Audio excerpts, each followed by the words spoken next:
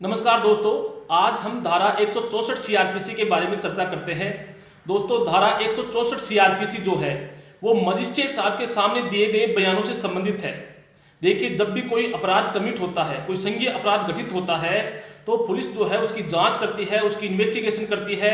कोई अक्यूज जो होता है उसको गिरफ्तार करती है, या कोई व्यक्ति जो होता है अपना जुर्म जो है वो पुलिस के सामने आकर के स्वीकार करता है, या कोई महिलाओं से संबंधित जो अपराध कमिट होते हैं उसके संबंध में जो है जब पुलिस के सामने बयान दिए जाते हैं तो धारा 161 के बयान होते हैं। ये बयान जो है कोर्ट के अंदर एडमिनिसेबल नहीं होते हैं।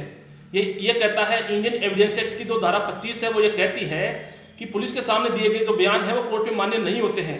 इसीलिए पुलिस क्या करती है, अगर कोई कन्फेशन करता है, कोई जुर्म स्वीकार करता है, या कोई महिलाओं से संबंधित अपराध होते हैं, तो इसमें 164 के बयान पुलिस के द्वारा करवाए जाते हैं कोर्ट के अंदर जाकर के।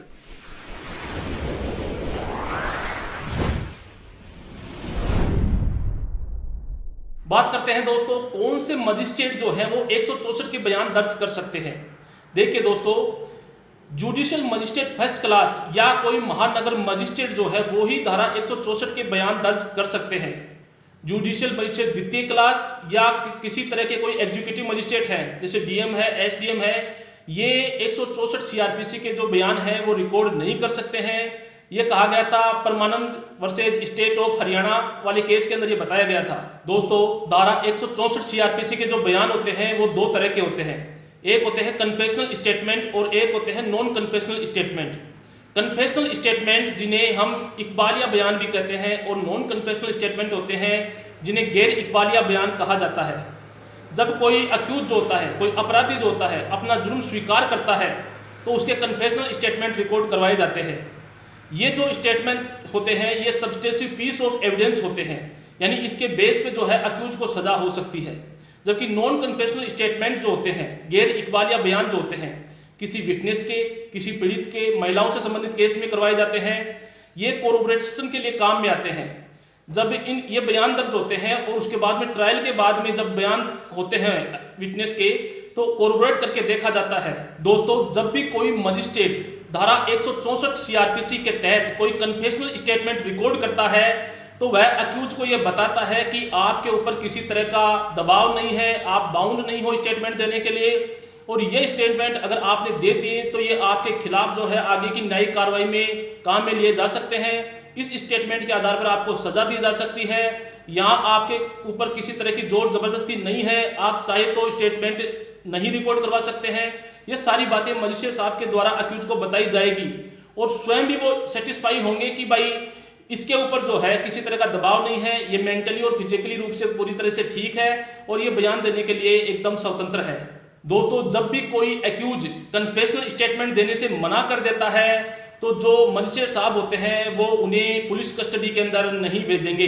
दोस्तों, 164 सीआरपीसी के जो बयान है वो धारा 281 सीआरपीसी के अनुसार ही रिकॉर्ड किए जाएंगे, और मजिस्ट्रेट साहब जो है रिकॉर्ड करने के बाद उनके नीचे जो है एक मेमोरेंडम नोट लगाएंगे, यानी एक टिप्पणी लिखेंगे जिसे फुट नोट कहा जाता है, और उसमें ये लिखेंगे कि मैंने अक्यूज को ये बताया था कि आप जो है स्वतंत्र है, आपके ऊपर किसी तरह का दबाव नहीं है, और आपके खिलाफ ये काम में ले जा सकते हैं, आपको इसके ऊपर सजा हो सकती है इसके आधार पर। ये सारी बातें मैंने अक्यूज को बताई थी, और उसके बाद में अक्यूज ने हाँ किया, और उसके बाद ये जो स्टेटमेंट है मेरे सामने स्वतंत्र रूप से दर्ज किए गए हैं, और खुली कोर्ट के अंदर ये दर्ज किए गए हैं। ये सारी चीजें जो है मेमोरेंडम नोट के अंदर मजिस्ट्रेट साहब लिखेंगे, अपने साइन करेंगे, और अक्यूज के साइन वहां पे करवाए जाएंगे।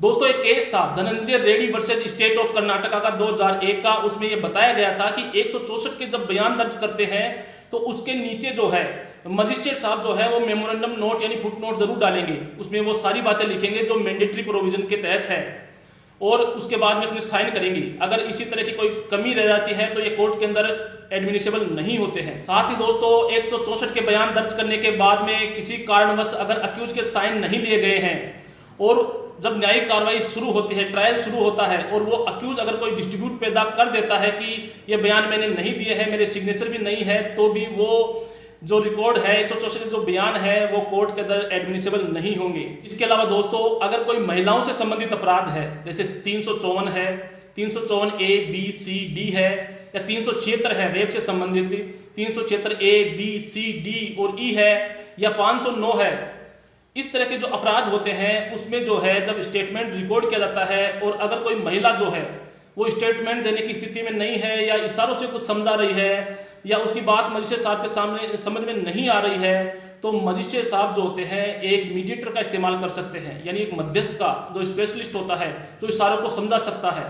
ये चीज जो है वो सीआरपीसी के जो सेक्शन 164 के सब क्लोज 5 में बताई गई है। जब महिलाओं से संबंधित जो अपराध होते हैं उसके जब रिकॉर्ड किसी मीडिएटर के माध्यम से दर्ज किए जा रहे हैं तो इसकी वीडियोग्राफी भी करवाई जाएगी और ये जो बयान है ये सब्जेक्टिव पीस ऑफ एविडेंस होते हैं, यानी एग्जामिनेशन चीफ होते हैं, ये क्रॉस एग्जामिनेशन इनके ऊपर हो सकता है। इसके बाद दोस्तों बात करते हैं धारा 164 के सब क्लोज 6 के बारे में, यानी कोई भी जो मजिस्ट्रेट है, महानगर मजिस्ट्रेट या जुडिशियल मजिस्ट्रेट फर्स्ट क्लास है, वो 164 के बयान रिकॉर्ड कर सकते हैं, भले ही मामला उसके जुरिडिक्शन का हो या नहीं हो। रिकॉर्ड करने के बाद में वो जो है उस 164 के बयानों को संबंधित जुरिडिक्शन वाले मजिस्ट्रेट को भेज देंगे। इसके बाद दोस्तों एक क्वेश्चन आता है कि अगर किसी अक्यूज ने मजिस्ट्रेट साहब के सामने कन्फेशन किया है और उसके बाद में ट्रायल के अंदर जब वो मामला आता है वो मना कर देता है, तो क्या इस आधार पर उनको सजा हो सकती है? एक केस था हुक्मा वर्सेज स्टेट ऑफ राजस्थान का। किसी अक्यूज ने जो है वो स्टेटमेंट देने के बाद में मना कर दिया और जब दूसरे किसी एविडेंस से इस चीज की पुष्टि हुई कि इन्होंने जो बात कन्फेशन की है वो बिल्कुल सही है, तो इस आधार पर उनको सजा हो गई। इसके साथ ही दोस्तों रेप से संबंधित जो अपराध है उसके अंदर जब 164 के बयान दर्ज किए जाएंगे तो वो किसी महिला मजिस्ट्रेट के द्वारा ही रिकॉर्ड किए जाएंगे, ये बात बताई गई है सीआरपीसी के सेक्शन 26 के परंतु में। तो दोस्तों 164 के जो बयान होते हैं वो मजिस्ट्रेट साहब के सामने रिकॉर्ड किए जाते हैं और 161 के जो बयान होते हैं वो पुलिस के सामने रिकॉर्ड किए जाते हैं। मेरा पहले भी एक वीडियो धारा 160 सीआरपीसी से लेकर 164 सीआरपीसी तक मेरे चैनल के ऊपर रनिंग कर रहा है।